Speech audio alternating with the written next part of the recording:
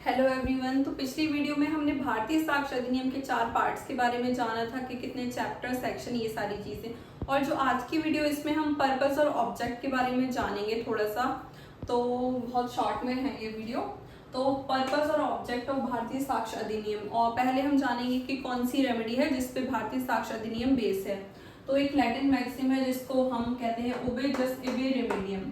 इसका मतलब क्या होता है? तो इसका मतलब ये होता है कि where there is right there is remedy, कि अगर आपके पास राइट है, अधिकार है किसी चीज का, तो आपको उसके लिए उपचार भी दी जाएगी, रेमेडी दी जाएगी। इस लैटिन मैक्सिम का मतलब ये होता है। और उसके बाद हम एक एग्जाम्पल की हेल्प से समझेंगे। जैसे ए ने बी पे सू किया है ब्रीच ऑफ कॉन्ट्रैक्ट के लिए, कॉन्ट्रैक्ट तोड़ने के लिए।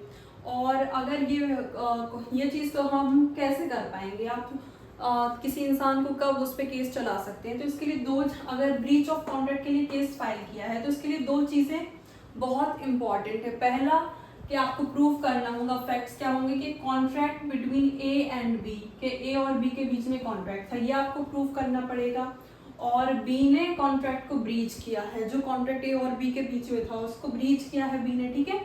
और उसके बाद ही ए का राइट बनता है, A has right to get remedy. अगर राइट है तो इसके लिए आपको रेमेडी दी जाएगी इफ प्रूव्स द फैक्ट। और ये सारी चीजें प्रूव होती हैं भारतीय साक्ष्य अधिनियम की हेल्प से।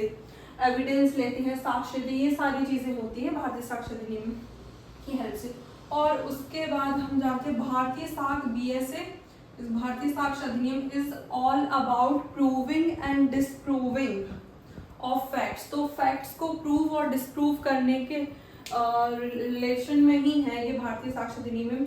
इसमें आपको प्रूव करना होता है कि क्या हुआ, हाउ कैसे हुआ, हु किसने किया, ये सारी चीजें आपको प्रूव और डिसप्रूव करनी पड़ती हैं विद द हेल्प ऑफ भारतीय साक्ष्य अधिनियम।